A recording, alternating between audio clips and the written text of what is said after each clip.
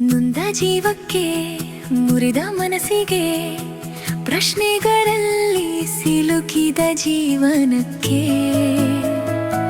ಬೆಳಕಿಗಾಗಿ ಅಲೆಯುವ ಹೃದಯಕ್ಕೆ ಸತ್ಯವೇದದಿಂದ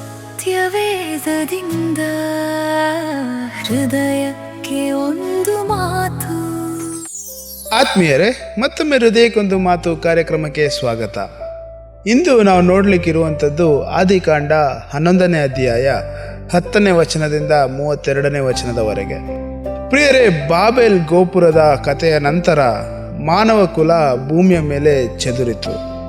ನಗರಗಳು ಬೆಳೆಯತೊಡಗಿದವು, ಜನಾಂಗಗಳು ರೂಪುಗೊಂಡವು, ಭಾಷೆಗಳು ವಿಭಿನ್ನವಾದವು.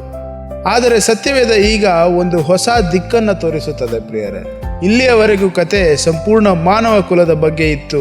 ಆದರೆ ಇನ್ನು ಮುಂದೆ ಇದೀಗ ದೇವರು ಒಂದು ಕುಟುಂಬದ ಮೇಲೆ ಗಮನವನ್ನು ಕೇಂದ್ರೀಕರಿಸುತ್ತಾರೆ.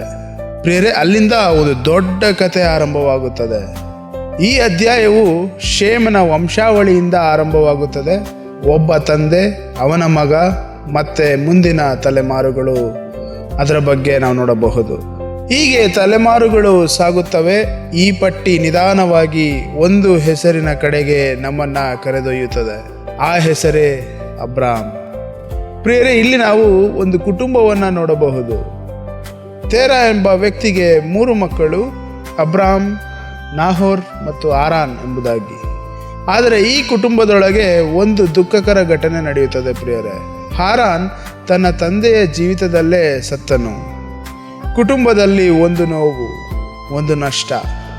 ಅಬ್ರಾಮ್ ಸರಾಯ್ ಎಂಬ ಹೆಂಗಸನ್ನ ಮದುವೆಯಾಗುತ್ತಾನೆ. ಆದರೆ ಸತ್ಯವೇದ ಇಲ್ಲಿ ಒಂದು ಮಹತ್ವದ ವಿಷಯವನ್ನು ಸಹ ಹೇಳುತ್ತದೆ. ಸರಾಯ್ ಬಂಜೆಯಾಗಿದ್ದಳು, ಅವಳಿಗೆ ಮಗು ಇರಲಿಲ್ಲ.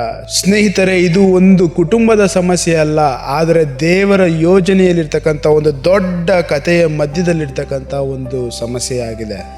ಯಾಕೆಂದರೆ ದೇವರು ಶೀಘ್ರದಲ್ಲೇ ಈ ಕುಟುಂಬದ ಮೂಲಕ ಒಂದು ಮಹಾ ವಾಗ್ದಾನವನ್ನು ಇಡೀ ಲೋಕಕ್ಕೆ ಕೊಡಲಿದ್ದಾರೆ. ಪ್ರಿಯರೇ, ಆದರೆ ಈಗ ಪರಿಸ್ಥಿತಿ ಅಸಾಧ್ಯವಾಗಿದೆ. ಮಕ್ಕಳಿಲ್ಲ, ಭವಿಷ್ಯ ಅಸ್ಪಷ್ಟವಾಗಿದೆ. ಈ ಸಮಯದಲ್ಲಿ ತೇರಾ ತನ್ನ ಕುಟುಂಬವನ್ನು ಕರೆದುಕೊಂಡು ಒಂದು ಪ್ರಯಾಣವನ್ನು ಪ್ರಾರಂಭಿಸುತ್ತಾನೆ. ಪ್ರಿಯರೇ, ಅವರು ಹೊರಟಿದ್ದು ಊರ್ ಎಂಬ ಊರಿನಿಂದ, ನಗರದಿಂದ ಕಾನಾನ್ ದೇಶದ ಕಡೆಗೆ ಮುಖ ಮಾಡಿ ಅವರು ಹೊರಟರು. ಪ್ರಿಯರೇ, ಅವರು ಪ್ರಯಾಣಿಸುತ್ತಾರೆ. ಆದರೆ ಮಧ್ಯದಲ್ಲಿ ಒಂದು ಸ್ಥಳಕ್ಕೆ ಬರುತ್ತಾರೆ. ಅದು ಹರಾನ್ ಎನ್ನುವಂಥ ಒಂದು ಸ್ಥಳದ ಜಾಗ. ಅಲ್ಲಿ ಅವರು ನೆಲೆಸುತ್ತಾರೆ. ಪ್ರಯಾಣ ಮುಂದುವರಿಯುವುದಿಲ್ಲ, ಅವರು ಗುರಿಗೆ ತಲುಪಲಿಲ್ಲ. ಅದು ಅಪೂರ್ಣವಾದಂಥ ಒಂದು ಪ್ರಯಾಣವಾಗುತ್ತದೆ. ಕೆಲವೊಮ್ಮೆ ಜೀವನವೂ ಹೀಗೆ ಕಾಣಬಹುದು. ನಾವು ಒಂದು ಕನಸಿನಿಂದ ಪ್ರಯಾಣವನ್ನು ಆರಂಭಿಸುತ್ತೇವೆ, ಆದರೆ ಮಧ್ಯದಲ್ಲಿ ನಿಂತು ಹೋಗಿಬಿಡುತ್ತದೆ. ಅಂತಿಮವಾಗಿ ತೇರಾ ಹಾರಾನ್ನಲ್ಲಿ ಸಾಯುತ್ತಾನೆ. ಕುಟುಂಬ ಅಲ್ಲಿಯೇ ಉಳಿಯುತ್ತದೆ. ಪ್ರಿಯರೇ, ಕತೆ ಆ ಊರಿನಲ್ಲಿ ಅವರು ನಿಂತು ಹೋದಂತೆ ಕಾಣುತ್ತದೆ. ಆದರೆ ನಿಜವಾಗಿ ಅದು ಅಂತ್ಯವಲ್ಲ, ಅದು ಒಂದು ಹೊಸ ಆರಂಭದ ಒಂದು ಮುನ್ನೋಟ. ಯಾಕೆಂದರೆ ಮುಂದಿನ ಅಧ್ಯಾಯದಲ್ಲಿ ದೇವರು ನೇರವಾಗಿ ಅಬ್ರಾಮನ್ನು ಕರೆಯುತ್ತಾರೆ. ಒಂದು ವಾಕ್ಯದಿಂದ ಅವನ ಜೀವನ ಬದಲಾಗುತ್ತದೆ. ಪ್ರಿಯರೇ, ಆತ್ಮೀಯರೇ, ಈ ಅಧ್ಯಾಯ ನಮಗೆ ಕೆಲವು ಸತ್ಯಗಳನ್ನು ನೆನಪಿಸುತ್ತದೆ. ದೇವರ ಯೋಜನೆ ಒಂದು ದಿನದಲ್ಲಿ ಪೂರ್ಣಗೊಳ್ಳುವುದಿಲ್ಲ, ಅದು ತಲೆಮಾರುಗಳಿಂದ ಸಾಗುತ್ತದೆ. ಕೆಲವೊಮ್ಮೆ ಜೀವನ ನಿಂತಂತೆಯೇ ಕಾಣಬಹುದು, ಕನಸುಗಳು ಅಪೂರ್ಣವಾಗಿರಬಹುದು, ಪ್ರಯಾಣಗಳು ಅರ್ಧದಲ್ಲೇ ನಿಂತಿರಬಹುದು.